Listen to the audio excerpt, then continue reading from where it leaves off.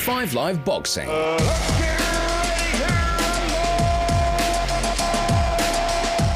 So a different setting for the show this week. 5 Live Boxing with Costello and Bunce coming to you from Sheffield, from the English Institute of Sports and the headquarters of the GB Olympic boxing team. We're now inside the final month before the games happen in Tokyo towards the end of July and through into August. And we're here, Steve, looking around the familiar setting here. We've been here so many times in the past, and the posters of past medalists adorn the walls of this magnificent gym here, starting back in 1956. I'm just looking up to my left, Melbourne and golds for Terry Spinks and Dick McTaggart. As we move away round the perimeter of the gym, and on my left you can see Audley Harrison, Amir Khan, who won silver in Athens in 2004, James DeGale gold in Beijing in 2008, and way down the far end of the gym more of the up-to-date medalists such as Anthony Joshua. But every time we walk in here, Steve, we get the feel here of elite sport and an excitement now about what might be about to happen. It's been about 10 or 12 years that we've been coming up here. We've done a show from here. Not a show, we did a sort of live show from here before the London Olympics, again before the Rio Olympics, and now we're doing one before the Tokyo Olympics, which are, just to put you straight, Mike, I'm going to read you the exact time, 28 days, 8 hours, 51 seconds, and 0.6, 8 hours, 51 minutes and 3 seconds. There's that clock over there telling you the exact countdown. And they've been looking at that for a long time. And I don't know about you, when I first came here, we're in the English Institute of Sport in Sheffield. It's a big building. It's a massive cavern. It looks like one of those enormous warehouses that are up and down the motorways. And when I first came in, it was just okay. There was a couple of rings. But I've grown to really love this place. And it's not a dirty, filthy gym like gyms used to be years ago.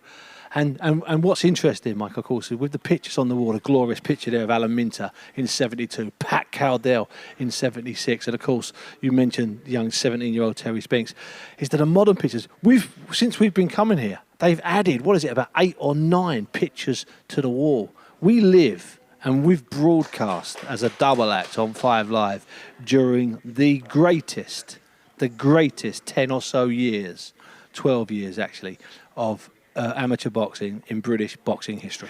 And I'm leaning, Steve, on the ring apron of the ring, which is still used by Anthony Joshua now in his professional career. It's adorned with the logos of AJ Boxing, and he'll be back here training next week for what he hopes will be defences of his titles against Alexander Usyk. But looking back, Steve, and reflecting back on the days that I've been here in the past, and this was first put in place for the 2008 Olympic Games in Beijing, because of the money generated by the success of Audley Harrison in winning gold in 2000 in Sydney, Amir Khan winning silver in 2004 in Athens, and in terms of how UK sport funds individual sports, the success breeds success and breeds more money. And so this setup was first in place for the 2008 Olympic Games, and that's when we really started to see top dollar international success. And one of my first memories of coming up here, Steve, was for a media day ahead of the Beijing Games in 2008, and the team included the likes of James DeGale, who I've just mentioned, David Price, Galal Yafai, whose younger brother Galal is on the team this time around. And I got talking to Frankie Gavin, who at the time was the reigning world champion in the lightweight division in the amateurs, Olympic style boxing, whatever you want to call it. And he lifted up his vest and he said to me, I'm 10 kilos overweight, and look at this. And believe me, there wasn't an ounce to get rid of on that body. And sure enough, when we got to the Olympic Games in Beijing, he failed to make the weight and got all sorts of criticism. But the problem was he was training so professionally in an amateur setup that actually his body developed to the point where he just couldn't get rid of that weight anymore. I mean, he was an elite sportsman who was built of muscle and fibre and tendon and just couldn't get rid of any more weight. But in terms of getting here, Steve, and that kind of evolution that I spoke about from Audley Harrison through to Amir Khan and to what we see here now, where these amateur boxers, so to speak, Olympic-style boxers, are actually professionals now. Not only professionals, in fact, Mike, I would argue they have a better life than professionals, because professionals have a great camp for 10, 12 weeks, the top professionals. These guys live this life all of the time, 5-6 days a week, every single week of the year. The only time they get off is after a major tournament. They'll get a week off, otherwise they're here, and that week can actually sometimes be truncated to 5 or 6 days. They get terrific funding. The elite, the top 10, 15, 12 get terrific funding. They get everything else looked after, catered for, from travel to clothing to physiotherapy if there's any injuries. They are elite athletes in every single sense of the word. And all we're doing, if you don't mind me saying, in boxing, is we're catching up with swimming. Swimming had this for decades, didn't necessarily have the success. And track and field's been a roller coaster, Mike. Let's get it right. A great Olympics in 1992, and then a so-so Olympics for everybody in 1996. That's the Olympics that everyone forgets, the one gold medal 1996. No one talks about Atlanta, do they? But quite seriously, Mike, the professionalism of these athletes now, and this particular system, and the noise you can hear in the background, you know what it is? They're watching a World Under-22 Championships. I think it's one of the British women. European, yeah. Has she gone through, Gemma? That's what I think that's why they're screaming. Yeah, they're waiting for the decision as we speak. But that is part of the professional setup that you're talking about, Steve. The analysis, the playback, the attention to detail, the attention to sports science. That's what's changed around these Olympic teams compared to when we were youngsters, maybe having eyes on one day boxing for the Great Britain Olympic team. But talking about the kind of lifestyle, I mean, I know from athletics and looking at UK sport generally, the podium potential athletes and boxers and whatever sport they're involved in can earn £28,000 a year from UK sport. And in this case here, the accommodation is also paid for. So it can be a very attractive lifestyle for a certain amount of time. This is different here in boxing compared to, say, athletics, in that in boxing there is a different kind of sport to move on to, i.e. the professional ranks, but which is not available to somebody like Dina Asher-Smith. Of course. The sport that she's involved in is the same year round.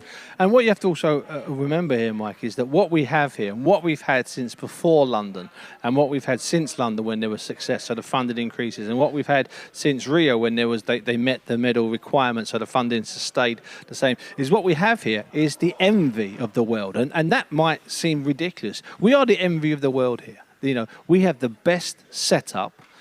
We pay the most money to our athletes. We have the best facilities. We have the best systems put in place. We are the envy of the world. The Russians have a great system. The Kazakhs, the Uzbeks, they have a conveyor belt and a great system. But their systems are only as good as ours. We are the envy. We are, and I don't just mean we get success. This is the place to be. Kids come in here. You mentioned Anthony Joshua. I remember when he first won the world title, being up here at a sort of press conference and then training next to him. Literally training next to a man who's about to fight for a world title, who a couple of years earlier has won the London Olympic gold medal and is a superstar and already a multi-millionaire at that stage. Training next to him were some girls that had come up on the under-18 system on a rotation week. I mean, it's obscene. It's ridiculous. But that has to help, doesn't it? That's called dragging them through, isn't it? That's called having something to aspire to. And they're all aiming at the Tokyo Olympics, which has been postponed for a year. They've come through the recent European qualifying tournament. 13 weight divisions in total, 8 for men, 5 for women. And British boxers have qualified in all but 2 of them. 7 men have qualified, 4 women have qualified. We'll be speaking to 1 or 2 of them later in the show. We're also going to hear from Josh Taylor, recently crowned the undisputed world light welterweight champion, who came through this very system, heading through to London 2012 and then going on to win gold at the Commonwealth Games in Glasgow in 2014, which he still ranks as the greatest achievement and the greatest night of his boxing career. But we're going to start the show today by talking to Robert McCracken, who's making his way over to us now from the far end of the gym. Robert's been the performance director for the past 2 Olympic Games, 5 medals won in London 2012, 3 medals won last time out at Rio in 2016. So, Robert, this squad here, there's been a lot spoken about the confidence and the belief of this squad. How does this squad compare with those 2 previous ones that you took to an Olympic Games? It's a very good team. It's a mix of experience and inexperience, but for the most part, it's valuable experience at top level. I think that showed with really 1 qualifier in this cycle, and 11 boxers out of 13 qualifying, 7 out of the 8 men, and 4 out of the 5 females. So a brilliant qualification event for us, and some tremendous performances. But yeah, it's a good team. It's a good, strong team. and the strength in depth in the team. Rob, you have one boxer qualifier, two boxers qualify, I think, on March the 15th, 2020. Then you have other boxers qualify on June the 5th, 2021. Now, that's a really long span of time to put together a program, to keep these fighters on track, to keep them motivated, to keep them on weight. It's not just like a normal 6-month run-in to a championships. Has it been as hard, and you might not say, has it been as hard and demanding as I imagine it has been? I think from the minute we got told that the first qualifier was being called off on day 3, it's been hugely challenging, and mostly for all of the boxers, to be honest, because the uncertainty, was the games going to happen initially, was what was coming out, and nobody seemed sure, and then it was, it's definitely on. I'd have boxers saying to me during the break before we came back in when COVID first struck, is it going to go ahead? Some have been here for 10 years, 12 years, 8 years. So that was hugely important to them that it went ahead. And what was absolutely brilliant was the buy-in from all of them. They all bought in, they all wanted to go to the Olympics, win an Olympic medal, and then look at what comes after that. And that's what's been great. And that's why I think you've got a great team spirit here. They're all in it together. They're all trying to achieve the same thing. There seems to be a sense that walking in here, Rob, is really intimidating. Do you try to create that kind of environment, or is that just because of the level of ability here? I think that, you've got to be fairly cautious with the boxers arriving here, and you've got to keep him as reassuring and as welcoming a place as possible. But there's a reality that comes with becoming a GB boxer. You're going to box a Cuban, you're going to box a Kazakh, a Russian, an Uzbek. You're going to box a 32-year-old who's unbelievable. You're going to box a Sapiev in the Olympic Games like Fred Evans did at 20 years of age. So, that's what's coming. We don't kid them. We don't tell them, look, you come here, it's all going to be great. It's going to be a difficult task for you. You've got to improve. You've got to listen. You've got to adapt. You've got to be tenacious, you've got to be resilient, robust, and you've got to come back 3 times to beat that Kazakh or the Frenchman or the American fighter who's beaten you twice at a normal tournament, and then you've got to take him on at a major. So it's challenging and it's physical. It's 3 threes, it's open scoring. It looks almost at times, like professional bouts over 3-3-minute rounds. The scores a 10-9 system and stuff. So, look, we're biased. We're boxing. It's the toughest sport in the world, but it certainly is. We don't see anything like the scope that you do, Rob, in terms of qualifiers, multi-nations tournaments. But we've been saying after watching the European qualifier and watching the recent World Youth Championships that the standard of women's boxing is just racing. Yeah, and the strength in depth starting to appear now. You just pick Caroline Dubois out, who's in a really competitive way, and you look at the challenge that she had in the qualifier in France, how difficult it was to get through against quality opposition, all highly rated. And then you look at Lauren Price, who's just gone gold medal at the Worlds, gold medal at the Europeans. She's been phenomenal, and to keep that consistency and be fairly small for the weight, it is a phenomenal achievement as well. So, the main thing that we've got here, and the thing that when I first arrived here way back 12 years ago, what we've got is we've got people that can achieve, and then others can follow, and they can believe it, and that's what's hugely, hugely important. And if you're a female arriving here, and you've got a Lauren Price in the team, you want to become like her, you want to be confident like her, you want to work hard like her, and I think that really helps us, and I think it's the same with the men. But they're moving into a more competitive environment. That was the point I was getting at, Rob, about, generally speaking, across the world, the standards are growing. So we were speaking the other day, and the whole world's good at boxing now. You can go to the World Championships, and you can draw India, and they're phenomenal. You can draw China, and they're phenomenal. In years gone by, you'd be mostly worrying about for the male boxers. You'd be worrying about the big 4. But now you're worrying about everybody, because everybody's good. Everyone's full-time now. Everyone takes it deadly serious. And the world's really competitive at boxing. Rob, you grew up and boxed at a time when, if we had a couple go to the Olympics, even though we could send anyone we liked, but when you first started boxing, but we maybe nicked a medal. And then Europeans and the World Championships, if we sent, we didn't come back with anything. If a kid had 3 wins, it was an absolute result. But you've been here in charge of two of the greatest Olympics for British boxing, and we're going into a third with a lineup that compares, as far as I'm concerned, with the other two. And I always ask the boxers this about pressure. Do you feel pressure, Rob? Do you feel pressure as you're getting on that plane going to Tokyo? You've got 11 people behind you. You're up the front, spread out on the lounge with a cocktail. They're down the back in cargo. Don't worry, no one will know about that. That's our secret. You're down there with your feet up. Do you feel pressure at that point?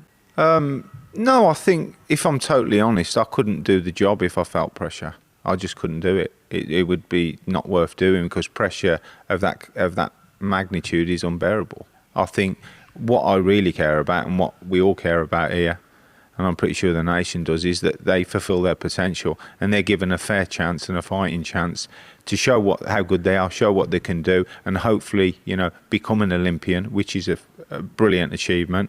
And then maybe the icing on the cake is you win a medal in the Olympic Games. But you'll still see us pretty relaxed when we're not training. You'll still see everybody here at GB Boxing, the coaches and the boxers and the staff, laughing, joking, having a good time. But like I say, we know what the challenge is ahead, and we know how difficult it is for them. But we think we're up to the challenge, and also they're looking forward to it. And for you personally and professionally, Rob, for a long time, the fight between Anthony Joshua and Tyson Fury looked like it might clash with the Olympics. So were you relieved when it didn't happen?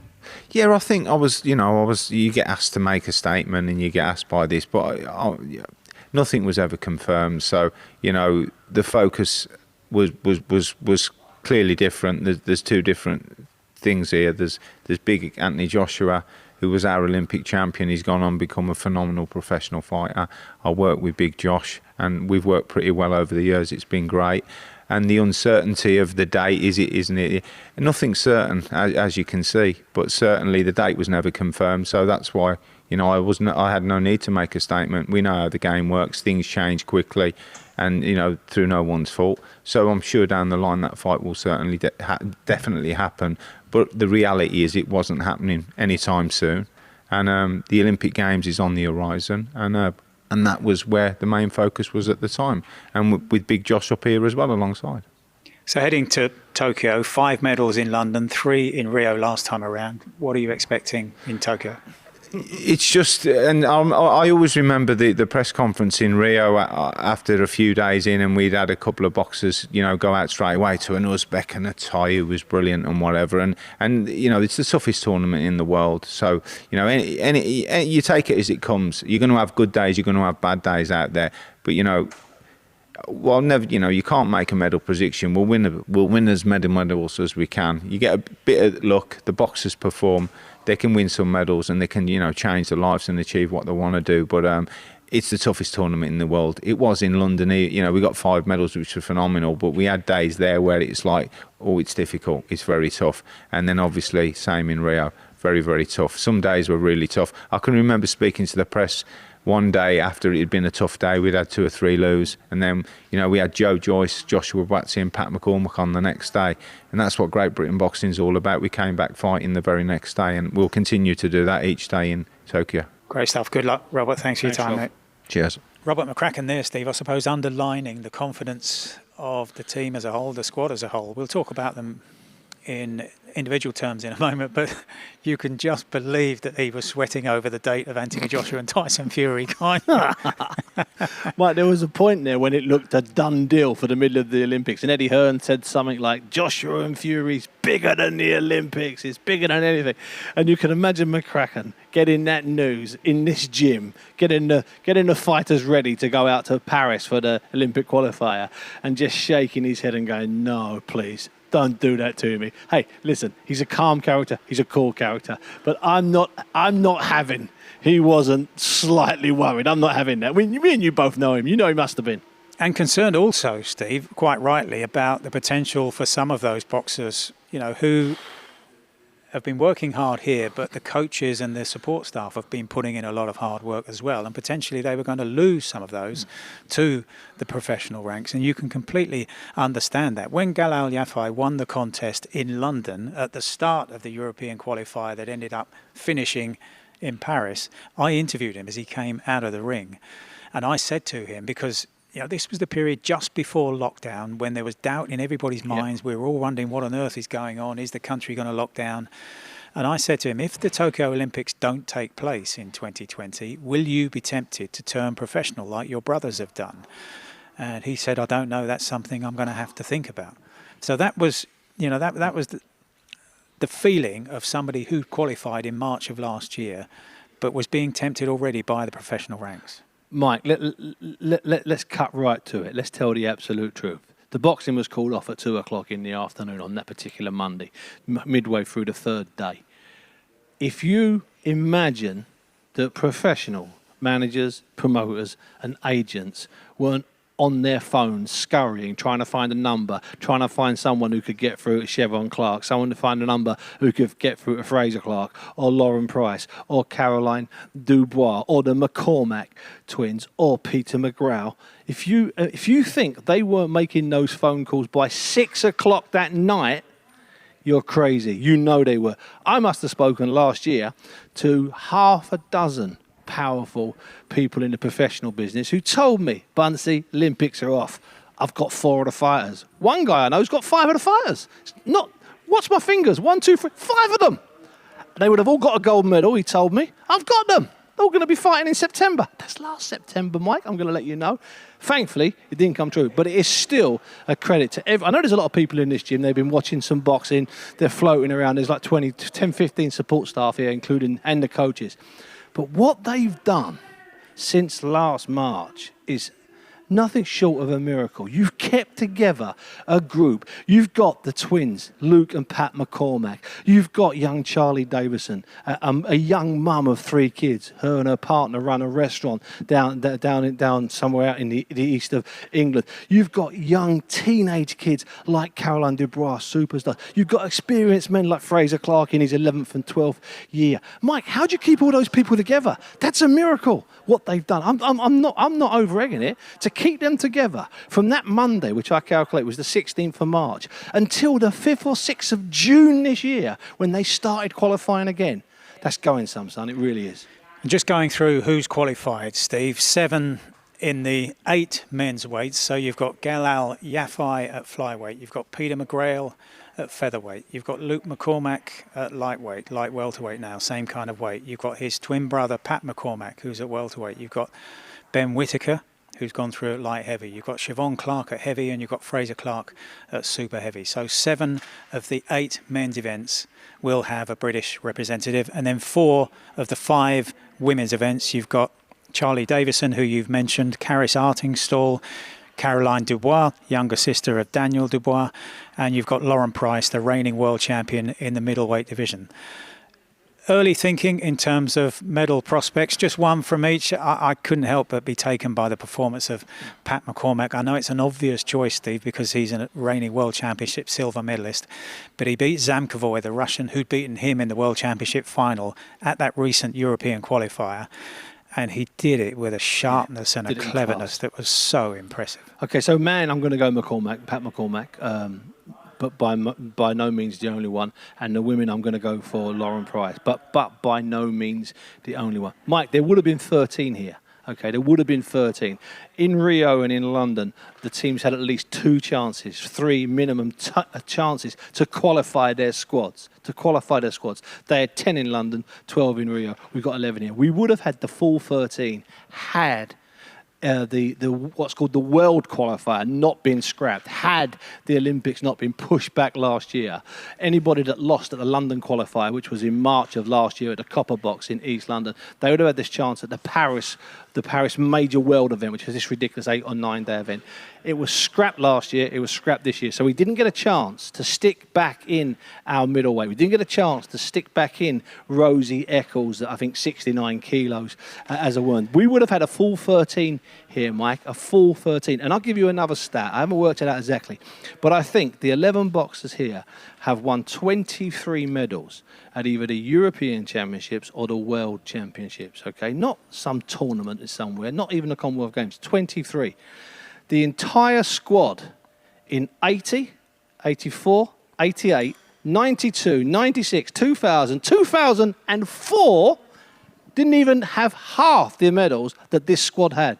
So the squads from 7 Olympics couldn't match what this team has got.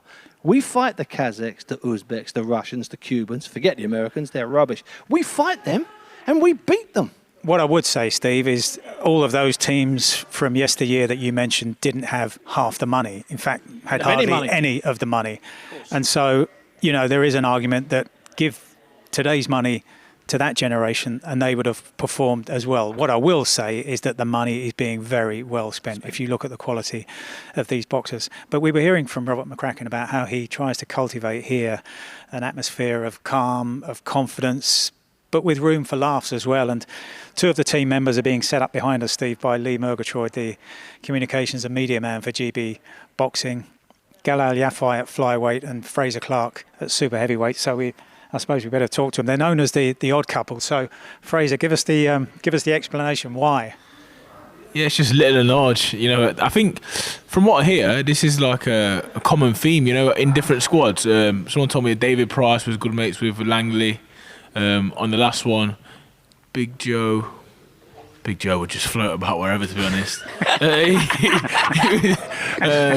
But yeah, Joshua always had a few of the small lads around him, and me, I've literally the run to the litter with me. So just how it goes. The difference was Darren Langley was the governor of David Price. So that's what you're missing. That's what you're missing. Yeah. They were friends, but it was the other way round. Langley, 5 stone, 7 stone lighter, was the governor. So I'm just going to put that in perspective first and foremost. This definitely doesn't happen. No, that's the way it is. Not in this relationship. That's the way it is, yeah. So, Galal, what's your role in all this then? You know what? I'm small by stature, but I've got a big heart, so I think I'm the ruler in the house. Definitely. Do you want me to get into it? Do you want me to get into this? Go on, you can get into it if you want. We sort of bounce off each other. For every one of my rights, Galal's a wrong. For every one of his wrongs, I have a right. Like, I'm a clean and tidy person. He's messy. Yeah. That's true. He's fit. You're I'm not. He throws a lot of shots. I try to be a bit more controlled. You know what I mean? He's very aggressive. I'm a big gentle giant. He's a master of the we just balance each other out. Yeah, we balance each other out. But all jokes aside, like, I think, even though we've got a big squad, I think there is, you have your little cliques in the squad. Obviously, the twins, everyone knows they come as a two. They're 100% there for each other. With Pete McGrail, they're like sidekick. He's with them. A lot of the girls bonded. Obviously, they're all close. And me and Galal, like I said, jokes aside, if it's not the coaches I'm looking at or listening to in the fight, it's Galal, because we live together, we're friends outside the ring. I can trust his opinion 100%. You know what I mean? He's gonna. The one thing Galal is with me, and I try to be with him, is honest. If he's boxed bad, I'm going to tell him he's boxed bad. If I boxed bad, he tells me. If he thinks I could have done more, he'll tell me, and vice versa. And that's a very healthy thing to have, especially in an individual sport. To have someone that's close to you and gives you the truth. Because the coaches, they're going to do that as well. But to hear it from another boxer, your teammate, I think it's important. Did you expect that kind of rapport, Galal, when you came into the squad first time around?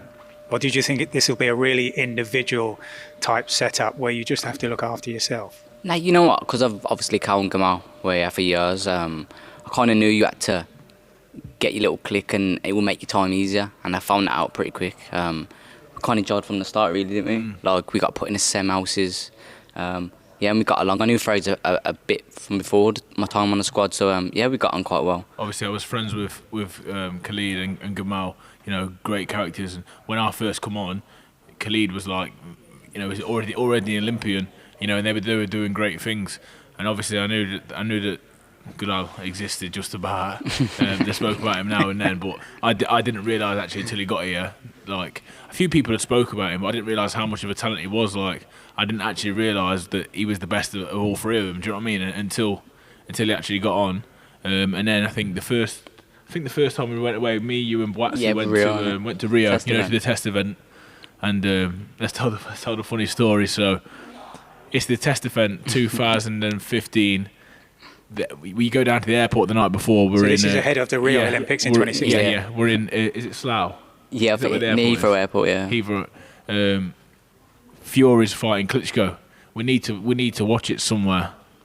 The coaches have forbidden us from going out. By the way, obviously us being rebels. I think there was me, you, Sam Maxwell, Luke McCormack. Come on, we need to get a taxi. We've got to find somewhere to watch this fight. I can't miss it. It's Fury. All the build-up, that was a massive build-up on it, so we needed to watch it. We've got with it. Someone said, right, there's a social club around the corner. 10 minutes in a taxi. Nobody got in there. We got to the door. They didn't want to let us in, and we bragged them, look, we're Team GB. We're in watching the fight. Come in. We've walked in there, and we've walked into a bear pit of about 200 drunk travellers. There's someone from Yemen, there's Josh White's from Africa, me, mixed race, and Maxwell and Luke. We're all little in our GB tracksuits. It's just inviting some sort of trouble. Do you know what I mean? So we're in there within 5 minutes. I get someone come up to me. Oh, where are you from? Don't sound like them. I'm from Burton-on-Trent. From here. I explain what we're doing.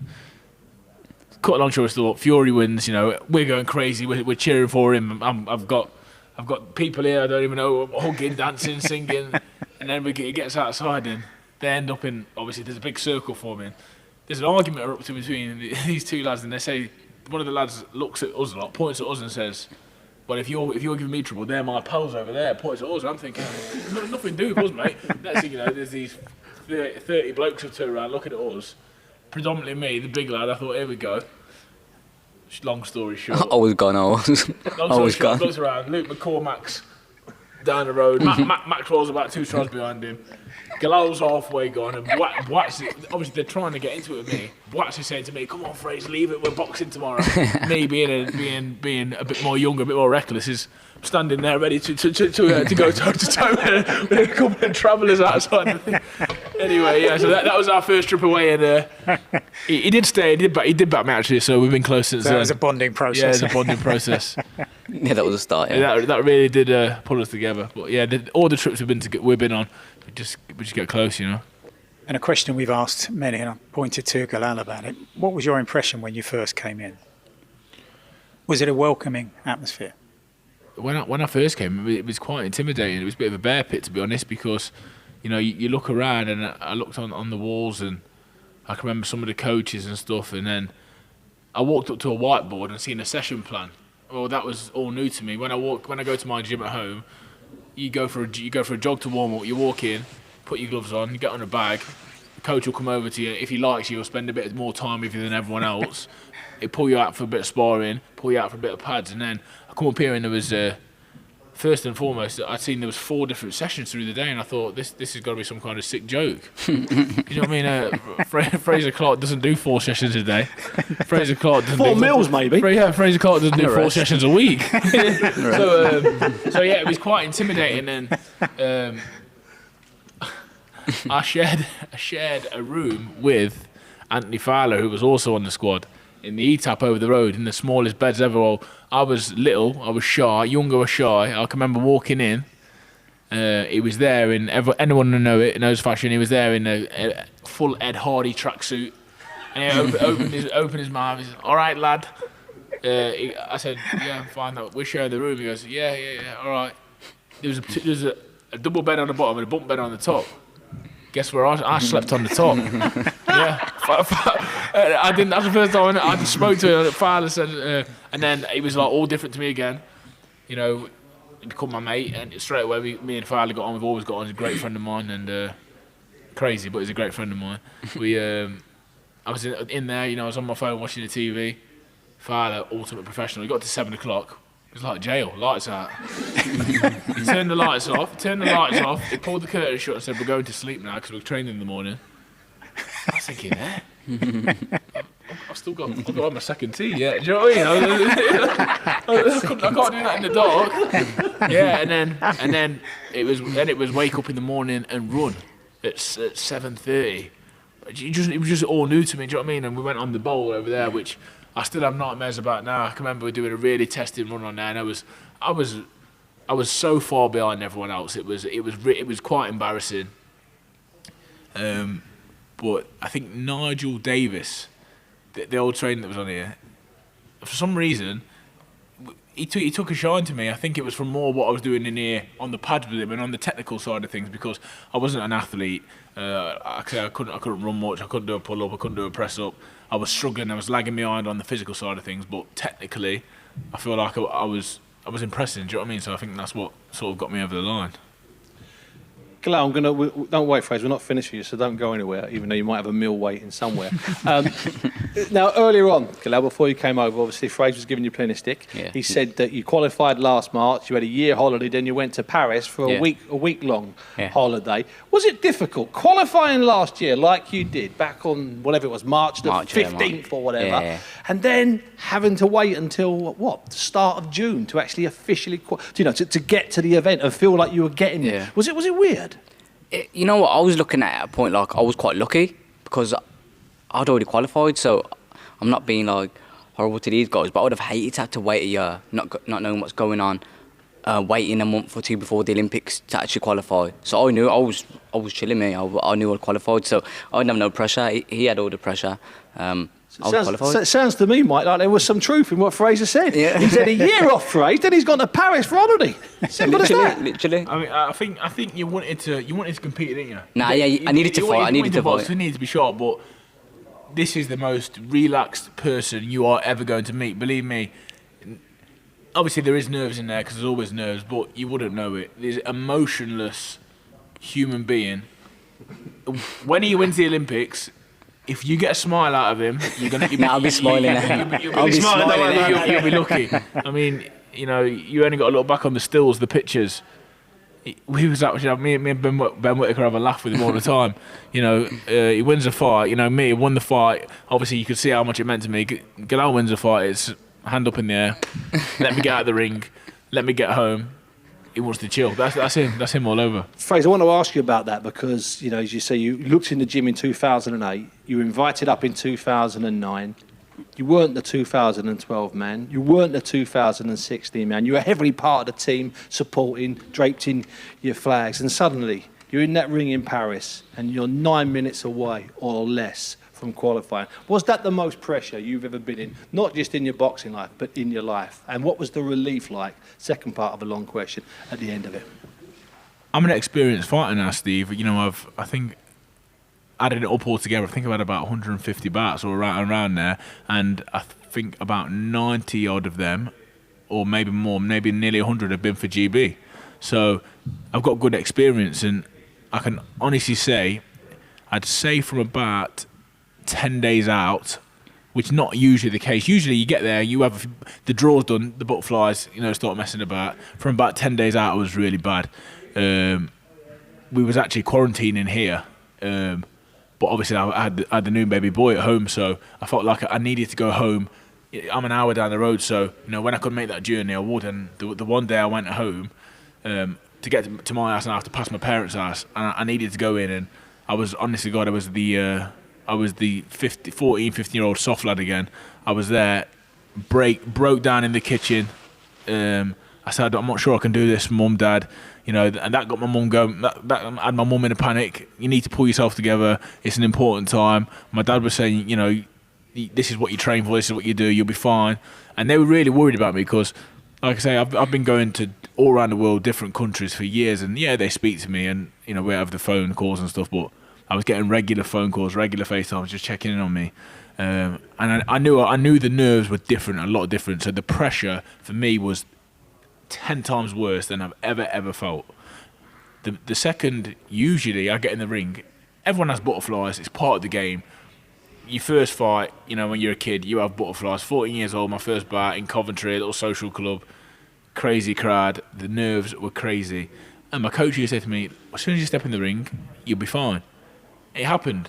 That's why I trust these coaches so much. Everything that usually the coaches tell you, it happens. The butterflies go, disappear.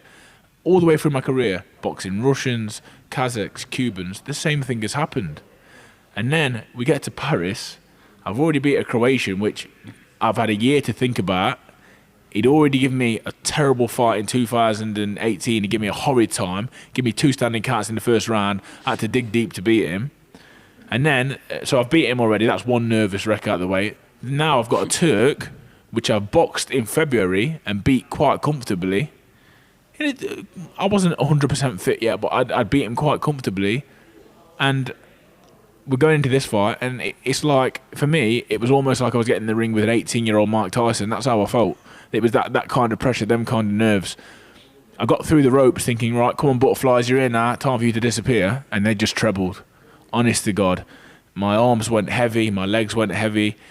You can see from the fight, I was loading up because you could almost want something too much. It was a bit like, I've described it, the feeling, as the 2014 ABA final, me and Joe Joyce. I wanted to win that fight so much because I knew what it would do for the next couple of years for me. I wanted it so much. I almost invested too much in it. And that's what I felt like with the Turk. But I didn't care how I won. I just wanted to get my hand raised. I was listening for one word only, and that's blue corner. And when he said it, like the weight of the world just fell off my shoulders. It was a beautiful feeling. Galal, you had your own ambitions, but Yeah. what did all that look like from the outside as a pal? See, I was watching his fight in the hotel, and I was so happy for him, man. I swear to you, I was so happy. Like, you can ask all the. Who did you speak to? Everyone said you was a nervous rep. Oh, it was horrible. But to be fair, you kept it quite. You didn't seem that nervous to me before. On the day, you seemed alright. You don't, do you? We're fighters. You don't. We're macho men. We don't. Yeah. When do we ever show? Show nerves or anything? There's, the way that people wouldn't think. People would think now. Me speaking on this radio, people think I'm not nervous about the Olympics. The Olympics is massive. Of course, I'm nervous about it. Do you know what I mean? Yeah. I'm doing all these interviews. I walk around with a smile on my face, but you know as well as I know, the next 3 weeks can change our lives. That's pressure, man. Now, I was nervous for him, but I knew he was going to win. I was so happy when he got his hand raised. So happy. But all this closeness, Galal, I mean, your brothers, Cal and Gamal, have won world and European titles in the pros. Do they miss this crack, this closeness, this bond? Definitely. You see Cal sometimes he's up here to spar and things like that. So, this is still coming back to this day. I think the thing is, when we're on here now, we always want to turn over, we want to go pro, we can't wait till we go pro.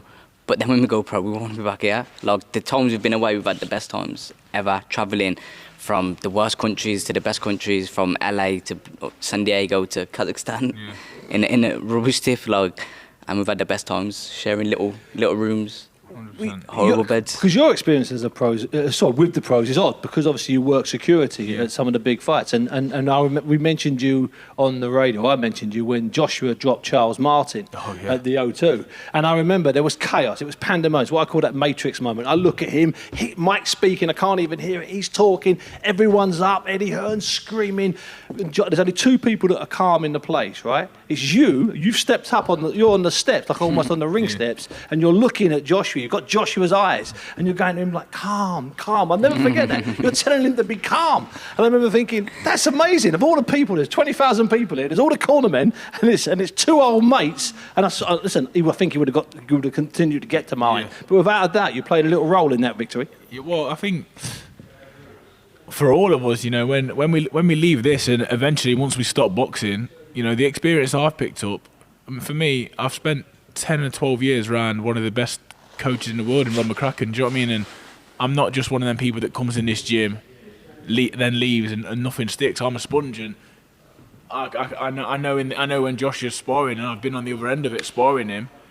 When I land a big shot or he lands a big shot, the thing that Rob insists on is being calm and keeping composed. So I was probably just speaking because Rob, at this point, I'm not sure if Rob even did the corner. I'm not sure. I don't think Rob did the corner for that fight. So I was just speaking as Rob, sort of thing. Do you know what I mean?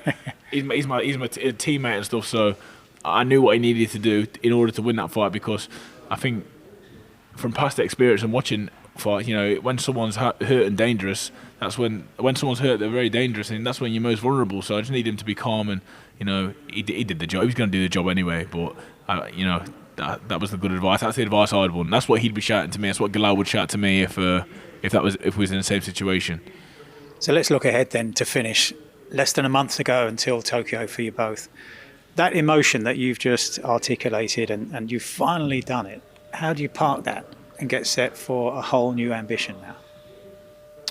I think it was important for me, when I don't know. Obviously, Galal had already qualified, so it was a massive thing for the people of Burton-on-Trent, and for my family and friends. It was a massive thing. I came back to absolutely floods of people on the street banging drums, fantastic. screaming, shouting.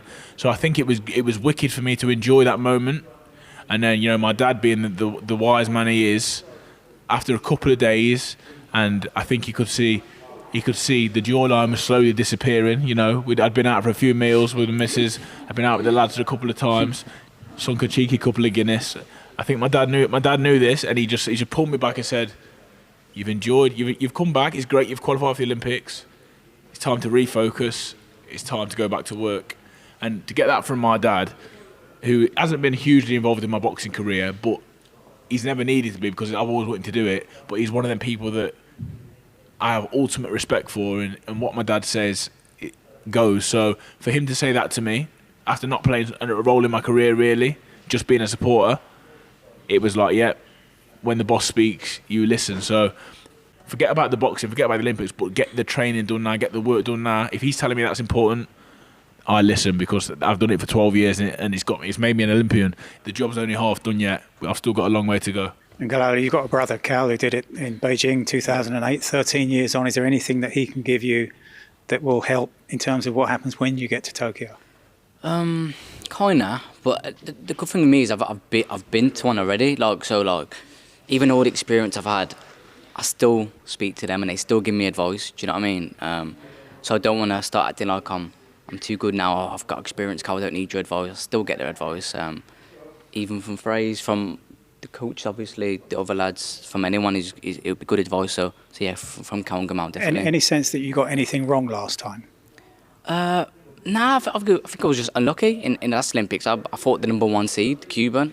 I had about 28 fights at the time. I just got on the squad and I was going to Olympic Games. I didn't even left work, so I was still working. I was going to Olympics, so I was just a bit unlucky. I think the only thing wrong with that fight was, after he'd boxed, obviously he made eye contact with me in the crowd straight away. He's looking at me, I'm going, yeah, you've got it. Yeah, he told me I won. You've got it. He's sitting there thinking, I've got this. Next thing you know, they're raising my kids' hands. Yeah. So I think that was the only thing. I remember saying to him after, I go, you told me I won. He goes, I thought you did. I thought you did win. I'll be honest with you, I thought you did win. So yeah, that's what I remember too. And but now, this time he'll be there fighting, so it'll be a lot better. Here's hoping you come back with something more than a smile this time round. Hopefully. Thanks, guys. Brilliant stuff. Cheers, guys. Thank you. Cheers. Well, if that's an illustration, Steve, of the mood in the camp, then it's an attractive place to be. It's certainly something I'd love to have been involved in when I was holding my hands up or trying to. And in many ways, though, Mike, if you think about it, Big Frazer was a massive part of London 2012 as a cheerleader, and Big Frazer was a massive part of Rio as a cheerleader. Remember that guy recently who led someone to the ring? I forget what it was. Who went Church. Jack looked him up, and he was a hype man. Well, that's what Frazer was at those 2 Olympics. Even though he could have been the man in the ring getting the gold medal like Joshua, the man getting the ring like getting the silver medal like Joyce. Hopefully, he'll get the gold medal in Rio. So he has added that humour and love and fun and stuff, and just that ability to warm people up. And then Galal is a veteran.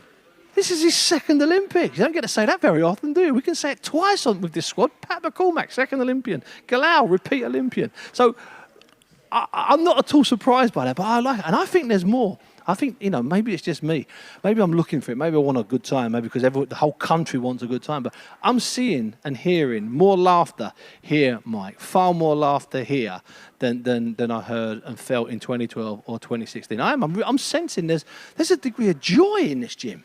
And as well as the sense of joy, Steve, beneath it all, there is definitely that belief. No question about it. And you can sense as well the activity starting to increase here. There are more and more people in here, and there are going to be various sparring sessions and all sorts of strength and conditioning sessions happening here over the course of the next couple of hours. If we were still here in an hour's time, you'd barely be able to hear us speak. There are 5 rings in here at the moment. They will all be used at some stage. But there is an unmistakable buzz about this time, Steve, and also that sense of nervousness about what's about to come. And we're going to hear very shortly from Josh Taylor. But as I look forward to an Olympic Games, I'm always wondering who are the stars going to be from the Games. And they're not always the obvious ones that are being pointed out beforehand. We talk about going to that famous press conference of the American team in Atlanta together when we were very young reporters at the time, and that long list of so-called great names across the table. But nobody was talking about Floyd Mayweather as the star of the team. He was being pointed up, but not as he was the star full of the team. He was full for fifth. There was an awful lot of hierarchy. tension around Fernando Vargas and Antonio Tarver.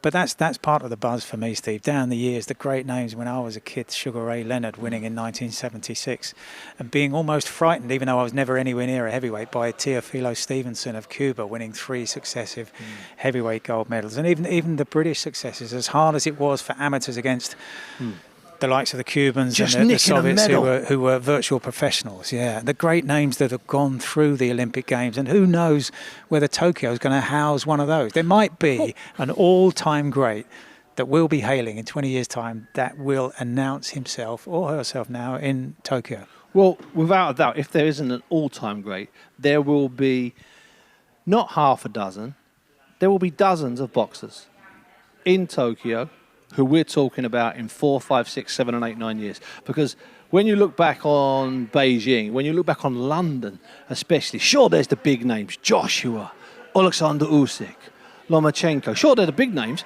but Mike, it seems it's just constant that this middleweight, who we'd forgotten about, was the Uzbek who went out in the first round at 69 kilos. Now he's an untouchable fighter as a pro. If you go back, it's dozens and dozens of names, and I'm a big believer in it. Remember when we had David McWhorter, Teofimo Lopez's man, on a couple of weeks ago, and he was giving us his theory and how he's developed this bit of science to work out who's going to be a good fighter and who's going to be a bad fighter. And of course, it's the stuff that you and I tabulate without need of any boxing computer or calculator in our hands. So when I look at an Olympics, I get back and look at some of the sheets for the fights.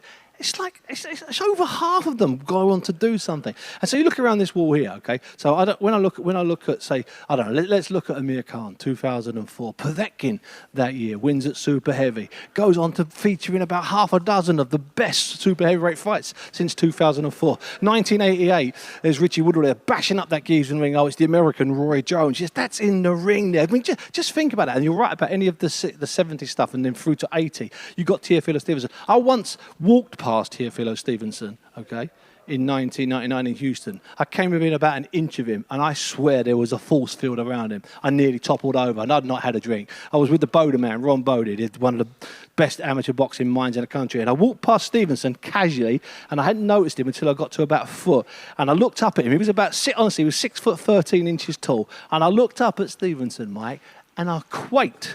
This was in 1999. He hadn't laced a glove on for 16, 17 years. He remains to this day the most ferocious boxing man I've ever seen in the flesh. And one of the posters in between the two you've just mentioned, Audley Harrison winning gold in Sydney in 2000 in the super heavyweight division. I'll never forget seeing Miguel Cotto losing his first fight in Sydney. You mentioned Teofimo Lopez, and that kind of brings us on to Josh Taylor. He didn't lose his first fight, but he lost in his second bout. So he walks away from London 2012 as a non-medalist and is almost forgotten about because of the clamour around Nicola Adams and Anthony Joshua and Luke Campbell and the other medalists. He went on to win gold at the Commonwealth Games 2 years later. But we talk a lot on the pod, Steve, about perspective and giving time to really evaluate results. In the first bout at London 2012, Josh Taylor beat Robson Conceição, the Brazilian who went on to win gold, the hero in Rio of all Brazil, in 2016. So how good does that result look 4 years later? But I've been talking to Josh Taylor in the last few days, Steve, about his Olympic experience and how it might relate to the squad that we're here with today. And he told me about his feelings at this point, i.e. just about a month to go ahead of London 2012, and what was going through his mind. An exciting time, a really, really exciting time. Being selected, I saw Frazer and the McCormack brothers at the kitting out bit that they did. You know, I remember doing that, going up to Loughborough University and going getting the kit and trying everything on and getting sized up and in a big factory. And you know, it was a designer woman who designed it. I can't remember her name now, but it was a big designer in London. Is it still a McCartney? McCartney, that's the one. McCartney, yeah. And you know, seeing them there as well, and then trying all this stuff on, and just a real exciting time, you know. And I'm representing the country, and you know, I'm in the pinnacle of the sport, and yeah, it's a really exciting time. So I know exactly how they're all feeling. I seen all their Instagram stories and stuff, so I know exactly how they're feeling, and enjoy it because it's a really good time. And your partner Danielle was saying today that after London 2012, you'd lost in very good company, but you'd lost in your second contest. Yeah. And you were almost ready to walk away. You were so annoyed with yourself. Yeah, I was so annoyed with myself. You know, I'd given up a lot. I'd been away for 4.5 years away from home. You know, not enjoying it really, because I just wasn't enjoying my surroundings and what was happening, and just wasn't happy. You know, I was just like, at the time I wanted to be home, and you know, you're giving up that, and you're giving up seeing things, your friends, your family, and and making weight, 60 kilograms. That was the big thing. I wasn't enjoying it because I was just miserable all the time. I was making weight. I was feeling hungry. I was feeling weak, and you know, and all that constantly all year round. So I just wasn't enjoying it. And I got to the Olympics and I says, oh yes, and I qualified, and I went to the first tournament, and at 60 kilograms I did well, come back with a gold medal, and I was performing well, but I felt weak and hungry and miserable and really crabby all the time, you know. And I qualified, and I thought, I can win this, you know. I'm qualified for the tournaments, and after the qualifying fight, once I qualified, I wasn't bothered if I won or lost that fight. I was just happy that I qualified, and I thought I won that fight against Prajauskas, the boy from Lithuania, and Belarus. I thought I won the fight, but I wasn't bothered that I lost it because I had qualified, you know. So I was happy because getting down to the weight was the biggest challenge, and then performing on it, and then qualifying for the Olympics. And I says, I can win this, you know. I really believed in myself. I can win this, and it was the sacrifice what I did there, doing that and being miserable for all that time, and to come up empty-handed and get the fight nicked off me, not outboxed, not outpointed, just stole off me by the point scoring system. And he says, and I was sick. I was really, really sick. He says, I'm not doing this anymore. I've had enough. I'm not doing it anymore. I'm miserable. You know, I'm not doing it anymore. And the missus was like, you know, come on, keep going. And after that was it. That was a dummy spat well out the pram. You know, that was just me being throwing a tantrum. But I really did feel like, why am I doing this? You know, I'm putting myself through misery all the time, and I'm not enjoying it. Why am I doing it? And to not get the results. But you know, you go, come on, you give yourself a shake and shake yourself down and regroup and see what's happening next after you get over the disappointment. But I swore to myself I never want to feel that again, and you know, it's just grinded harder and dedicate myself even better, and I never ever wanted to feel like that again, that bitter disappointment. For the team going now, if they feel the same as you at the end of the games, they've got the Commonwealth Games in Birmingham on home ground next year. How big a factor for you was the games being in Glasgow 2 years after London 2012 massive. In dragging you back? Yeah, it was massive. You know, and I knew because, and I also knew that because I never got the medal, if I turned professional, you wouldn't get as good a deal. You wouldn't get as good you wouldn't strike as good a pro deal. You've not got as much as a bargaining tool there. You know, if they offer you this, I'm not having that. I'm having that. I'm wanting that, or I've been offered this and that from other places. So you've not got as good a bargaining tool if you come up short at these tournaments. So I knew, and also it was the home games, like so London was the home games, but this was my home games. It was in Scotland, in Glasgow, fighting for Scotland and putting on that vest, you know, and I hold the hopes of my nation wanting me to do well. So I says, I'm going to the games, and it was brilliant. And I still say to this day, the proudest moment in my career, winning that medal, not only for myself but for my country and my friends and my family, and singing the national anthem after on top of the podium in Scotland. You know, it's the proudest moment in my career. And there are different cultures in different countries. You see someone like a Canelo Alvarez or a Manny Pacquiao have come through. They've boxed as amateurs and at good level at amateurs, but not with the international experience that you've had. How much did that underpin how quickly you found success as a pro? I think it was you couldn't buy that. You know, you couldn't buy that experience going round all over the world for years, going to not just fights but going to training camps with other countries for maybe a week and 2 weeks and doing sparring with all these different kind of styles. And they were like competitions. Because the sparring are like fights at these places. You know, you want to prove that you're better than these guys, and so seeing all these different kinds of styles and doing hundreds of rounds of sparring with different guys from different countries, seeing different places of the world, eating different food, hearing different music. Best days of your life, you don't realise it. You don't realise it until it's over. They're the best days of your life. You're maybe staying in dumps and in crappy hotels that haven't got toilets, just holes in the ground. But it's the best experiences of your life. So I loved it. And when you see old teammates, those dirty toilets or whatever, that's probably the first thing you talk about. Oh yeah, I don't miss that. I don't miss staying in them crappy hotels and things like that. But I miss the experiences. I miss the lads and the morale of the team, and and seeing different people, meeting new friends, and things like that. So yeah, but having that experience, seeing these styles and different ways of boxing was absolutely the makeup of why I did so well as a pro and progressed so quickly. And that's such a key point, Steve, because the ambitions here are geared towards Olympic success. But the consequence, the corollary, is undeniably the success of the British professional scene, which is underpinned by everything that's done here.